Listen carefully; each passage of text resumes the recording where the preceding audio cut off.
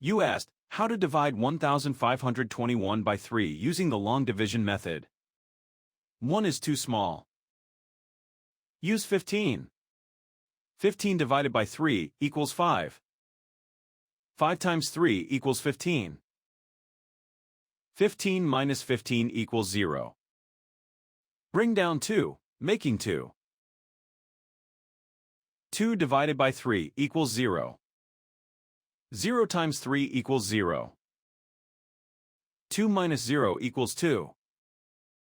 Bring down 1, making 21. 21 divided by 3 equals 7. 7 times 3 equals 21.